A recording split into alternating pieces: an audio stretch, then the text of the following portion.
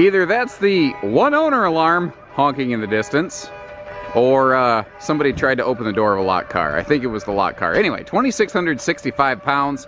One owner, originally sold right here at Haylett RV, J-Flight 165. I always liked this model because, for me personally, I think it's like a 145 rear bath J-Flight that isn't crappy because it gives us a full true bed. It actually has a single pop-out rear hybrid bed on the back, and what's really neat about that is that it makes it good for, you know, not just one person for the weekend. You don't have to rely on sleeping on the dinette, but you can. So it's a great little buddy hunting kind of camper. And, well, why am I talking about out here? Let's get inside. You'll see what So, I mean, this is, I'm almost ashamed to admit, this is like cleaner than when it was brand new. Whoever owned this, they knew exactly what they were doing, how to take care of an RV, how to keep it in top shape and working order. Every surface is clean. The cabinets are shining when the light hits them. The floor has been, it's Swiffer compliant, as somebody said yesterday. I love that phrase. I'm going to adopt that. I can't remember who said it, but all credit to you, mystery viewer. Anyway, no, you know, carpeting, no heat vents in the floor. This little thing doesn't need centralized heating anyway. The furnace there, that black furnace on the left side of the screen, that's all you're going to need in this small of a cabin space. It's got windows all over the place. Now I got some wicked light pouring in the front, so I did leave that front shade down, though you could open it. What's nice is that gives you awesome visibility of your destination. Plus you see you've got yet another breeze window over here with night shades all around.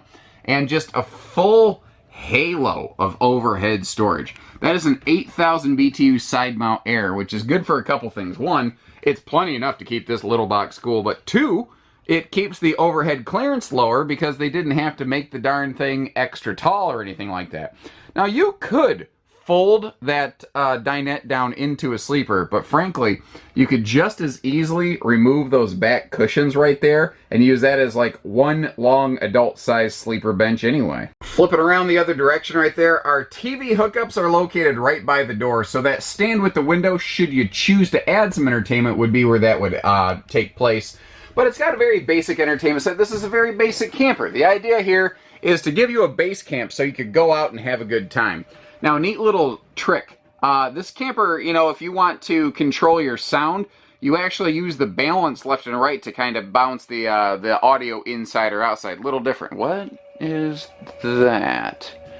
So that's coax, and that's coax. I'll have to look outside. Maybe I missed. They might have added their own outside TV hookup. I'm not actually sure now that I see that.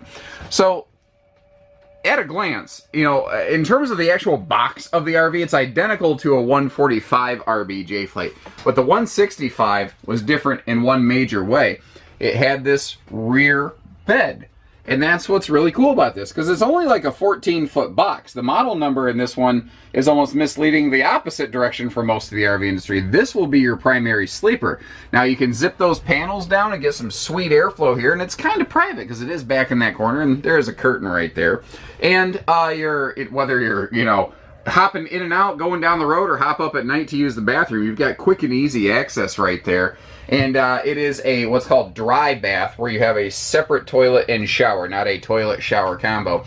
A lot of people do exactly what this previous owner did, add a couple little wire racks or something like that, but I like how it has a full vent and a skylight. Now as I back up a little bit, what you start to see is it also has pretty healthy storage for such a little trailer. It goes all the way down to the floor there, but these shelves are removable, which is what will enable that hanging bar there to function should you choose to, you know, bring some hanging clothing storage. Now, as I take a step back, one of the nice things about these little campers, these little J-Flight SLXs, they have the same pocket-screwed cabinet construction as their big brother J-Flight, and that's part of one of the things that's made them the most successful series of travel trailers ever in the history of ever. And that is a gas and electric fridge, so if you're going to go off-grid for a while, this is an excellent camper for those purposes. And the exterior of this little critter looks just as good as the inside. They obviously, they kept it cleaned, maintained, washed, conditioned, etc. As I mentioned before, you do have that front window there with the weather shield so that you know, rocks, because it's not an automotive windshield. It is a front window, so they do put a shield on it to keep it protected in transit. And you could probably discern, like if I back up a little bit, it is a small body camper. It sits lower to the ground than even a Passport right next to us, which is a very small lightweight trailer, but it's also 7 foot wide versus 8 foot wide. So easy towing, less weight, less headwinds, less topsy-turviness, just more comfortable towing and more enjoyable camping. The rear bed material looks fantastic. I can tell they didn't put it away in the rain. I'm not seeing any snags or anything. And I noticed they did a couple jumpers off some lights here, like that tail light right there. If you notice, they added a little 2-inch receiver. It's just a simple bumper bracket variety. And I don't know if they had some bikes on the back or they added some extra tail or brake lights or what. But overall, it seems like they knew what they were doing. They knew how to take care of this thing. Another thing that they did, if we go out here under the what they sometimes call patio scare light, though I don't know who this is ever going to scare, you can see there's some conduit running up and it jets off of either side. If we trace this over, all you see is just a plug. I think these folks came up with a way of powering awning lights, like the little lights that hang off of an awning, the decorative dangly jobs basically, but they made it removable but easily usable. And like I said, these are some sharp people. I hope they enjoy their new RV as much as they enjoyed this one, but when they're done with it, I hope they come back to us again, because they know how to take care of stuff, and this is the kind of used RV I feel real proud offering folks. So give us a call, guys, whether it's hitching, pieces, parts, trades, finance, truck and trailer package deals, RV delivery, and everything in between. We only do it all at Haylett RV. So take care, stay safe, have fun, and happy camping, everyone.